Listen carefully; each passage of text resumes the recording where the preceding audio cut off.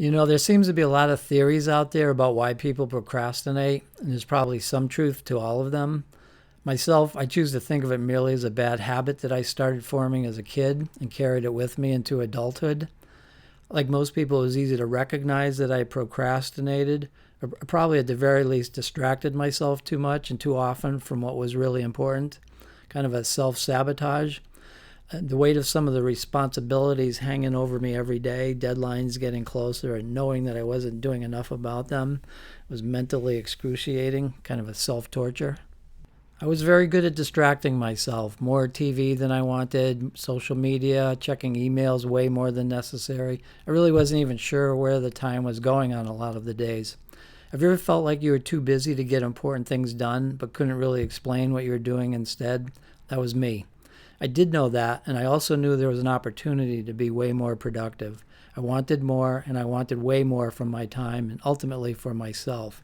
And I got really clear about this. So I decided that when I'm working, I want to be working primarily on important, high-value things. For me, high-value things are like projects for myself or campaigns, for clients, writing, other content creation, planning, strategizing, also even reading good books that help my life, and exercising. These are all like high-value things that were falling by the wayside for me.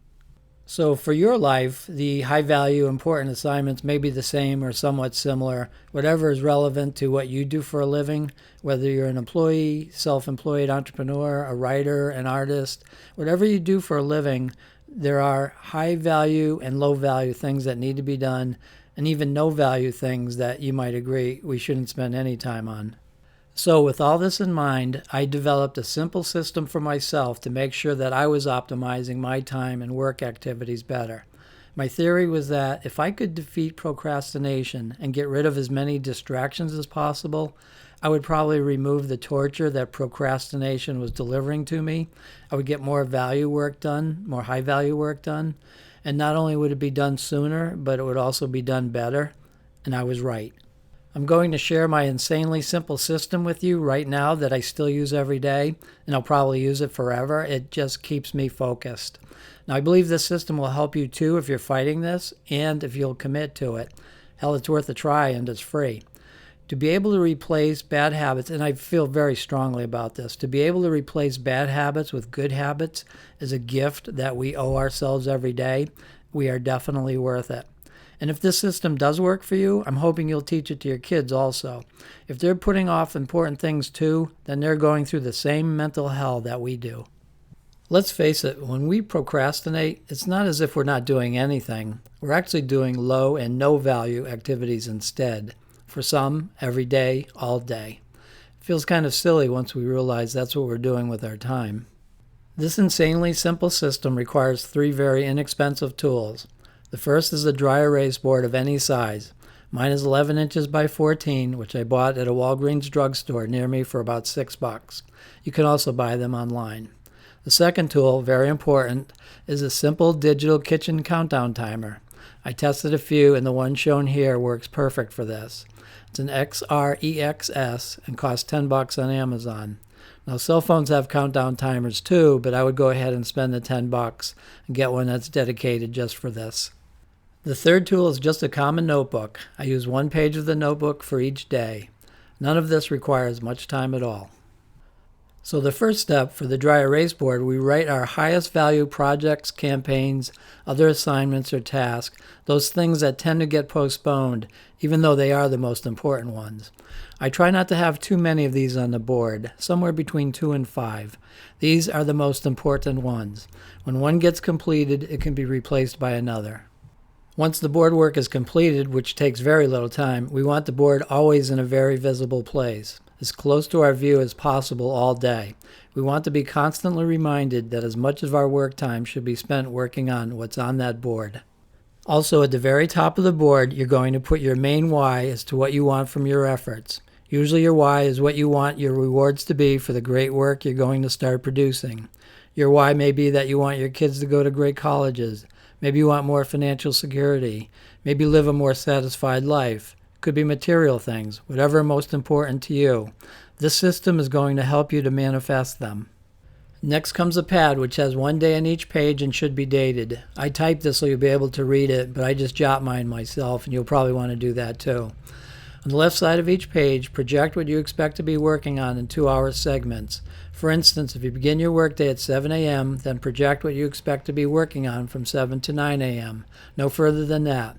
Then at around 9 a.m., project what you plan to be working on from 9 a.m. to 11 a.m., and so forth. Naturally, you want to be doing as much high-value work as possible during each 2-hour segment, so project everything on this side of the page just 2 hours at a time. Even when you're going to eat breakfast or lunch, need to run an errand, or have a meeting during the next 2 hours, just jot it down. This helps to be conscious of your activities as the day moves along. It also helps and roughly records where time is being spent. Low-value tasks may need to be done, but they usually tie up more time than they should or need to. Of course, no-value tasks shouldn't be done at all during work time. Next, towards the right-hand side of the page are 2 more columns, one labeled high-value work, and to the right of that are high-valued hours. These are items that come from the dry erase board that we want and need to be spending as much time as possible on. The object is to spend at least 1 hour at a time on these priorities. Usually high importance, high reward, high expectations, either ours or someone else's. This is where the countdown timer comes in. This is used to keep track of the high-value work and hours. Keep the timer close to where you're working, and when starting an hour of high-value work, set it for 60 minutes, 1 hour, and off you go, doing your high-value work. The countdown timer running seems to help with focus and discipline. The alarm goes off when the hour is up. If you're interrupted by a phone call or somebody comes by and needs to talk or anything like that, just merely pause the time on the timer and restart once getting back to your high-value work. Sometimes you may forget to pause the timer, and other times you may forget to turn it back on. That's just us being human.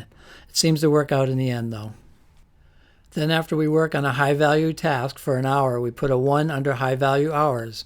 If it's just 30 minutes, we put 1/2. The idea is to rack up as many hours doing high-value work as possible each day. Again, on the pad, just like on the board, at the top of every page, every day, you want to write your top why or whys. Whatever it is that you work so hard for. You're not just going to be busy anymore. You're going to be more productive, and that's going to produce rewards for you if you do this. These are your goals, and once you earn them, you shall receive them. That new home, maybe? Perhaps you just want to live somewhere else. You can have pretty much anything that you want as long as you're truly doing high-value work with your time. Squandering and wasting time brings nothing to any of us. It's important to know that all of this takes very little time to do or manage. If you do this, and I hope you do, not only does more high-value work get done, but you'll also notice that your brain will start responding to your new work pattern.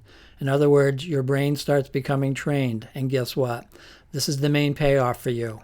The habit of procrastinating now begins to die. It's being replaced with good work habits that will eventually produce great results and successes to you. Again, I hope you'll try this and hope you'll let me know how it goes. If you do like it, please hit the like and the share buttons if you think others might benefit from it. Comments, any feedback, one way or the other is appreciated. Tell me what you think. Thanks very much and have a great day.